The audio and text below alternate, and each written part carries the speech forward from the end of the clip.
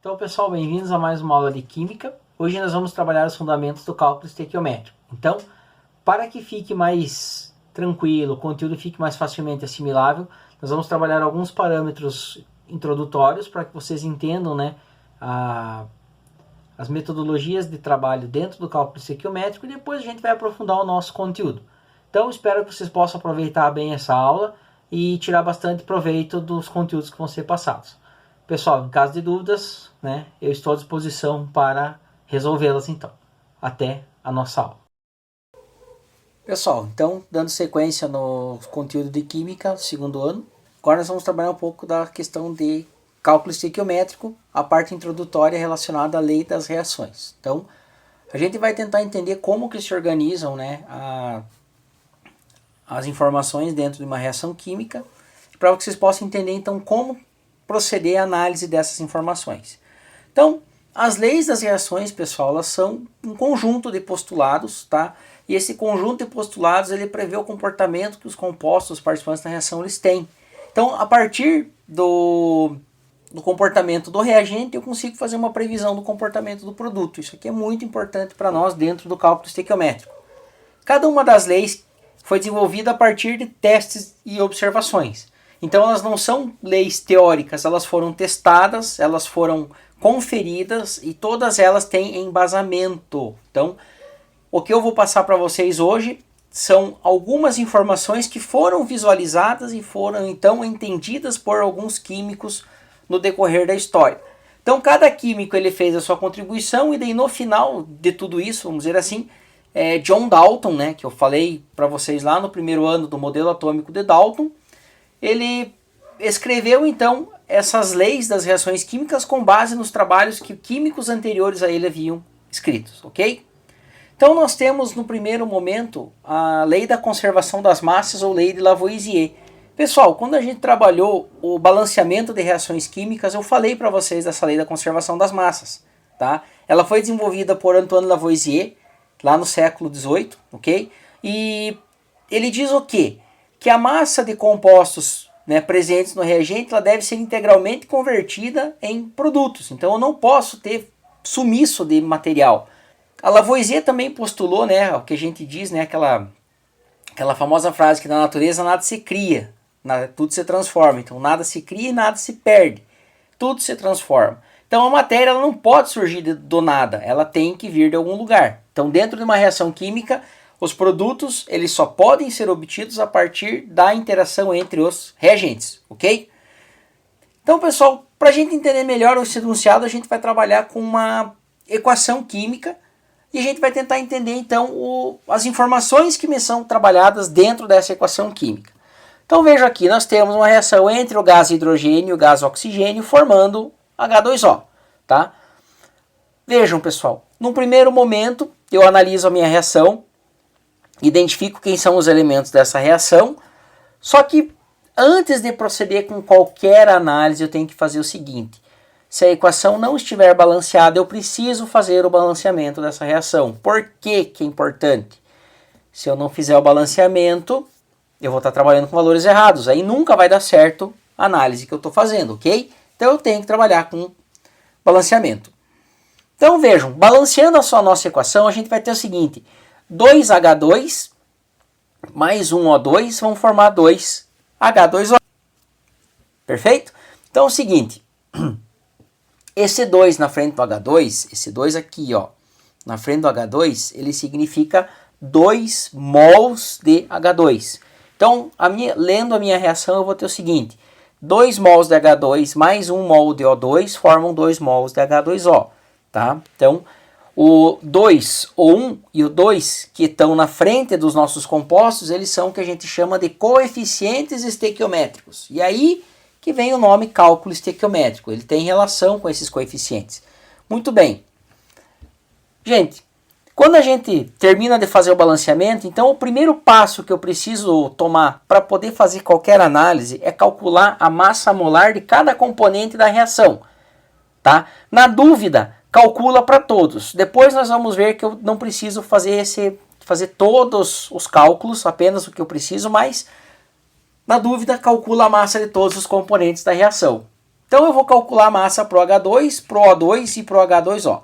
Então vejam, o H2 ele é formado por 2 átomos de hidrogênio. Então, cada átomo de hidrogênio tem 1 grama por mol de massa, vezes 2 átomos, ok?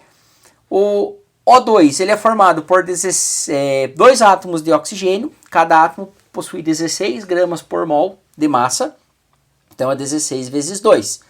E o H2O ele é formado por 2 átomos de hidrogênio mais 1 de oxigênio, então vai ser 1 grama por mol de cada átomo de hidrogênio vezes 2, mais 16 gramas por mol do nosso átomo de oxigênio. Então isso, pessoal, nos dará esses resultados.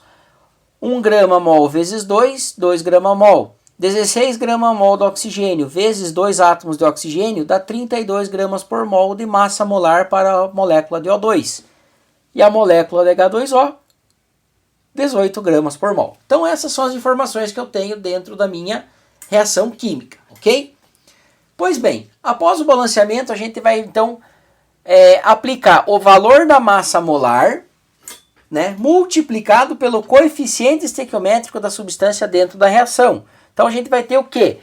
2 mols de H2, então vai ser 2 mols vezes 2 gramas por mol para cada molécula de H2, mais 1 mol de O2 vezes 32 gramas por mol para cada molécula de O2 na minha equação. Isso é igual a 2 mols de moléculas de água multiplicado por 18 gramas por mol, que é a massa de cada molécula de água. Então isso vai nos dar o quê? O hidrogênio na minha equação, ele entra com um total de 4 gramas, o oxigênio 32 gramas e a água totaliza 36 gramas. Então, se eu somar 4 com 32, eu vou ter 36. Ou seja, 36 é igual a 36, o que é a prova da nossa lei da conservação da massa. A massa de reagentes ela tem que ser igual à massa dos produtos. Pessoal, esse parâmetro ele é a prova real de que o balanceamento da reação de vocês está certo. Tá? Este parâmetro ele comprova se a análise que vocês estão fazendo está correta. Então, essa lei está comprovada aqui. Tudo que eu tinha de massa de reagente se transformou em produto, ok? Vamos fazer um segundo exemplo para que vocês possam entender essa lei da conservação da massa. Então vejam, eu estou reagindo 1 mol de ácido sulfúrico, H2SO4, mais 2 mols de hidróxido de sódio e vou formar 1 mol de nitrato de sulfato de sódio, Na2SO4, mais 2 mols de água. Então, o que eu vou ter que fazer para cada substância? Calcula a massa molar do H2SO4, do NaOH, do Na2SO4 e do H2O. Então, calculando os valores de massa molar, eu vou ter isso aqui. Vejam, 1 mol vezes 98 gramas, que é a massa do H2SO4. 2 mols, nesse caso, vezes 40 gramas por mol, que é a massa do NaOH. 1 mol vezes 142 gramas, que é a massa molar do Na2SO4, e 2 vezes 18, que é a massa molar da água. Então, eu calculo os valores de massa molar e multiplico esse valor pelo meu coeficiente estequiométrico. Então, isso vai me dar o quê? 98 de H2SO4, 80 de NaOH, 142 de Na2SO4 e 36 de H2O.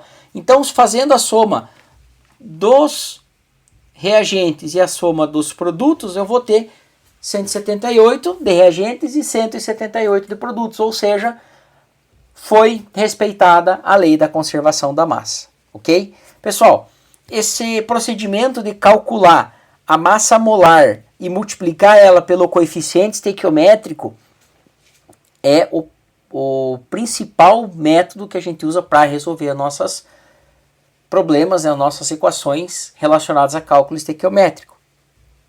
Então eu tenho que ter essa ferramenta muito bem fixada na mente, ok? Seguindo, lei das proporções definidas ou lei de Proust. Então essa lei das proporções definidas, pessoal, muita gente faz um estardalhaço porque ela é difícil de entender, então a gente tem que pensar o seguinte, que toda substância composta, ela sempre vai ser formada pelos mesmos elementos nas mesmas proporções. Ai meu Deus, professor, isso aqui é muito difícil. Não é difícil. Vamos ver o seguinte, se eu for dizer para vocês, escrevam para mim a fórmula química da molécula de água, vocês vão colocar para mim nessa fórmula 2 átomos de hidrogênio e 1 átomo de oxigênio, ok? Então, isso significa o quê? Que toda molécula de água é formada por 2 átomos de hidrogênio e 1 átomo de oxigênio. Então, isso aqui é meio que um padrão. Então, isso é o que diz a lei de Proust. A substância composta, ela é sempre formada pelos mesmos átomos nas mesmas proporções. Se eu tiver, por exemplo, 3 átomos de hidrogênio e 1 átomo de oxigênio, eu já não tenho mais uma molécula de água, porque a proporção ela é diferente. Os átomos são os mesmos, mas a proporção muda, tá? Então já não pode mais ser uma molécula de água. Não sei se vocês estão compreendendo. Bom, conforme essa lei, a gente também pode aplicá-la em reações químicas. Então, sempre que eu variar uma substância, aumentar a quantidade dela, a quantidade das demais ela vai aumentar proporcionalmente. Ok? Para ficar fácil de entender, vamos pensar o seguinte. A minha equação da molécula de água novamente. Então, 2 mols de H2 mais 1 mol de O2 formando 2 mols de H2O. Vou usar esse exemplo porque ele é um exemplo curto, ele é simples e ele é fácil de entender. Ok, pessoal? Então, essa é a minha equação balanceada. Proporção de 2 para 1 para 2. Ok? Agora, o que acontece se eu dobrar a quantidade de cada elemento? Então, eu vou ter 4H2, 2O2 mais 4H2O. Vejam, eu aumentei a quantidade, mas a proporção continua de 2 de hidrogênio para 1 oxigênio para 2H2O. Eu mantive a proporção de 2 para 1 para 2. Então, quando eu dobro a quantidade, tem que dobrar a quantidade para todos. Se eu triplicar, por exemplo, a quantidade, 6H2, 3O2 e 6H2O, a proporção continua sendo 2 para 1 para 2. Se eu dividir tudo isso aqui por 3, eu vou ter exatamente o que eu tenho aqui em cima, a mesma proporção. Se eu quadruplicar 8H2 mais 4O2 mais 8H2O, eu continuo tendo a proporção 2, 1, 2. Ok? Então isso é a lei das proporções definidas de Proust. Agora vocês podem não estar vendo, vendo essa parte teórica, vocês não estão vendo a aplicação disso daí, ou porque como eu vou usar isso lá no futuro. Mas podem ter certeza que vocês vão usar, ok? E a última lei que eu apresento para vocês é a lei volumétrica ou lei de Gay-Lussac. Então, essa lei volumétrica está relacionada a gases. Então, todo gás, em condições normais de temperatura e pressão, ele tende a ter os seus volumes expressos em números inteiros de menor valor, tá? Os gases, pessoal, eles são um capítulo à parte dentro da química e da física, eles são bastante interessantes de serem estudados, mas no momento não é o que interessa para nós, tá? Só para a gente entender isso daqui, que substâncias gasosas elas podem participar de reações químicas e a gente tem que entender que elas têm um comportamento um pouco diferente do que a gente via para as demais substâncias sólidas e líquidas. Então a lei volumétrica de Gay-Lussac, pessoal, a gente pode aplicá-la da seguinte maneira. Vamos pensar que eu tenho gás oxigênio, hidrogênio, 2H2 mais 1O2, formando água gasosa, água em forma de vapor. Ok? Isso pode acontecer. Dadas as condições de energia suficientes para o sistema, ele pode gerar água na forma gasosa. Então vamos pensar o seguinte. 2 mols de H2 mais 1 mol de O2 forma 2 mols de H2O. Então, pela lei volumétrica de Gay-Lussac, eu posso representar dessa maneira. Eu tenho, ao invés de 2 mols de H2, eu tenho 2 volumes de H2. Ao invés de 1 mol de O2, eu tenho 1 volume de O2. E ao invés de 2 mols de H2O, eu tenho 2 volumes de H2O. Tá? Então, isso totaliza o quê? A minha relação de 2 para 1 para 2. Se eu quiser fazer uma outra interpretação, eu posso dizer o seguinte. 2 volumes de gás mais 1 volume de gás formam 2 volumes. Então, seja 2 mais 1, 3. Então, 3 volumes de reagentes vão formar 2 volumes de produto. Tá? Vejam que quando eu trabalho volumes, eu não preciso me preocupar que o número de volumes seja igual. Ok? Não preciso me preocupar com isso. Desde que as massas dos componentes sejam iguais, respeitando a lei da conservação da massa. Só para vocês terem uma ideia, toda molécula gasosa, ela ocupa, 1 mol de moléculas ocupa 22,4 litros nas condições normais de temperatura e pressão. Então a gente chama esses 22,4 litros de volume molar. Então quando eu digo que o H2 ocupa 2 volumes, significa que eu tenho 2 vezes 22,4, ou seja, 44,8 litros de H2. Quando reagem com 22,4 litros de O2, eles formam 44,8 litros de H2O. Então isso é o que a lei volumétrica, né, ou a lei de Kay-Lussac, ela pode nos falar a respeito do comportamento de gases em reações químicas. Pessoal, espero que vocês possam ter aproveitado bem essa aula, né? Dúvidas, perguntas, né? Procurem seu professor de química para que ele possa dar as explicações que vocês precisam. Mas a importância desse vídeo, pessoal, ela está onde? Em vocês começarem a ver as relações que existem entre as substâncias dentro de uma reação química, ok? Não deixem de curtir e compartilhar o vídeo, se inscrevam no canal. Muito obrigado a todos e até a nossa próxima aula.